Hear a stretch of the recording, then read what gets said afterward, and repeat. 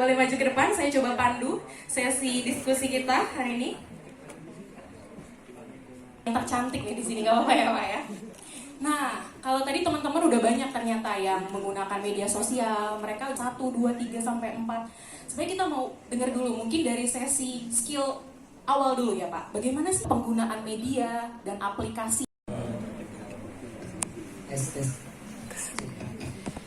Memilih platformnya harus tepat. Kalau ditanya siapa yang pakai Facebook, nah biasanya orang tua. Kenapa? Dari ketawa. Kalau cari artis di mana? Twitter. Kalau cari anak muda di mana? Di TikTok. Cari Facebook? Dapur. Kalau cari makanan, tempat wisata, tempat makan enak di mana? Instagram. Kalau cari tempat yang detail di mana? Di YouTube. Artinya apa? Ketika Anda akan mengupload atau menggunakan platformnya harus tepat. Salah platform bisa jadi akan meleset targetnya. Nah, tadi ditanya, apa targetnya? Angle-nya tuh Pak, gimana sih untuk? Kalau Anda akan menggunakannya untuk Instagram, maka gunakan kamera portrait. Berdiri. Potret ya. Berdiri. Sepakat. Semangat. Duduk. Kayak duduk nanti duduk dulu ya. Nanti kalau menggunakan potret juga bisa menggunakan TikTok. Tetapi di TikTok ini semuanya adalah kurang dari 1 menit. Efektif. Nih. Berarti durasi juga? Durasinya 1 menit. Maka dalam waktu 1 menit Anda harus bisa menyampaikan dengan efektif. Termasuk ketika Anda yang dibuat ini bisa juga di cross post di berbagai platform. Di YouTube-nya yang short begitu. Tetapi kalau Anda pengen detail, maka Anda harus mengambilnya landscape begini. Sekarang begini ditanya, kalau 3 bulan terakhir lebih banyak nonton YouTube atau TV? YouTube atau TV teman-teman? Nah, YouTube. 3 bulan terakhir lebih banyak beli pulsa telepon atau data? Kok ketawa Pak?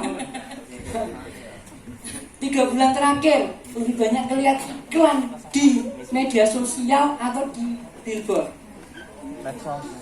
Jawabannya sudah tepat, sudah jelas. Jadi sekarang kita harus memanfaatkan medsos ini untuk kepentingan produktif yang baik, yang bermanfaat. Tadi sudah disebutkan di depan. Nah, sekarang waktunya itu, Mbak.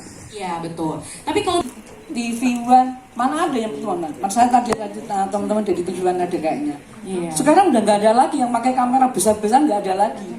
Dan kalau ditanya kamera yang besar itu dengan kamera handphone kita bagusan mana? Bagusan kamera handphone.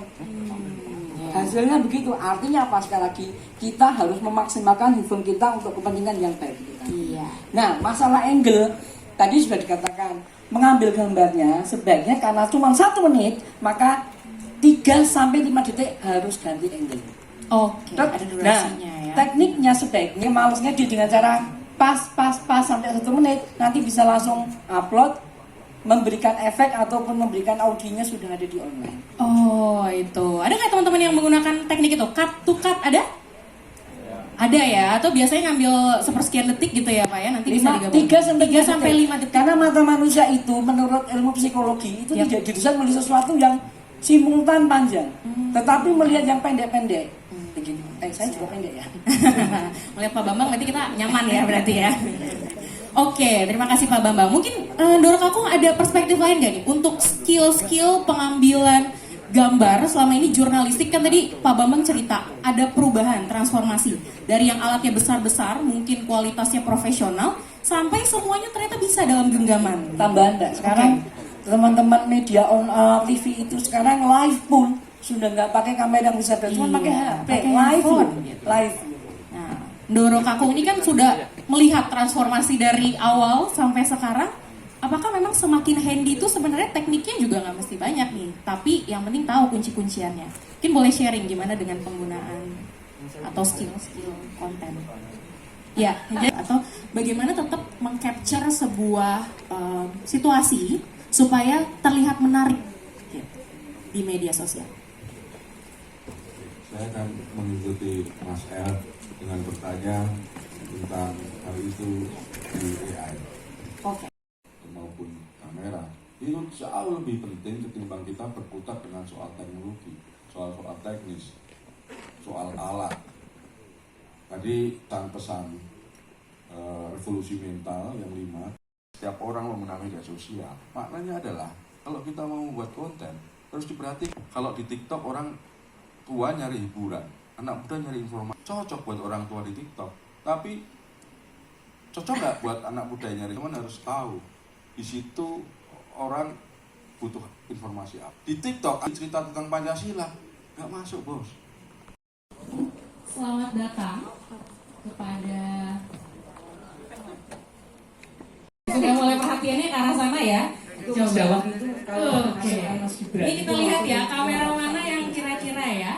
Kami ucapkan selamat datang kepada Bapak Muhadjir Effendi. Berikan tepuk tangan yang meriah. Didampingi oleh Pak Wali, Pak Gibran, Mas Gibran ini ya sapanya ya. Teman-teman boleh tepuk tangan. Oh udah sibuk nih ya mengambil konten. Senang sekali Pak Menko bersama dengan Mas Gibran bisa hadir di tengah-tengah kita. Halo, apa kabarnya Mas? Pak, sehat? Dapur Sehat Atasi Stunting Pak di Keloro Park sebagai bagian dari penguatan vokasi di Kota Solo. Hadir Pak, ini Pak Lurah ini. Ada sistem pakar dan sebagainya. Semuanya penentunya diri kita. Masalah kreatif atau tidak, semuanya juga tergantung kita. Ini hanya alat, jangan tergantung dengan alat. Nah, sehingga apa? Kita harus berpikir mengembangkan pikiran kita bagaimana bisa membuat sesuatu ini mendukung pekerjaan kita menjadi lebih baik. Intinya sebenarnya itu. Oke, baik. Jadi optimalkan yang baik saja, tapi tidak juga menjadikan kita malah lebih malas gitu ya. Membantu ya berarti ya Pak ya. Dorong? Ya, saya teringat dulu waktu pertama kali kalkulator muncul dan kita mengenal kalkulator. Para guru dan orang tua khawatir apakah kalkulator akan menunda dasar matematika itu kan drilling ya, 1 tambah 1, 1 kali 7, 7 kali 5 terus gitu. Saya nggak yakin apakah anak-anak zaman sekarang masih bisa menconga. Coba sekarang di sini siapa yang bisa dengan cepat ya menghitung 25 kali 27. 25 kali 27. Sudah berbagi dan juga guru Mas Gibran katanya ya. Satu lagi kepada Solo Bersimfoni mungkin boleh berkenan. Pak Menko. Ini adalah mitra pelaksanaan gathering Gen Digital. Ya, tepuk tangan yang meriah untuk Solo Bersimfoni. Baik, dan tentunya yang terutama adalah Pemkot Solo dalam hal ini Mas Wali Kota dari Pak Menko PMK selaku tempat atau lokasi gathering Gen Digital Generasi Revolusi Mental 2024. Tepuk tangan yang meriah. Terima kasih. Boleh berfoto bersama sebentar mengambil tempat?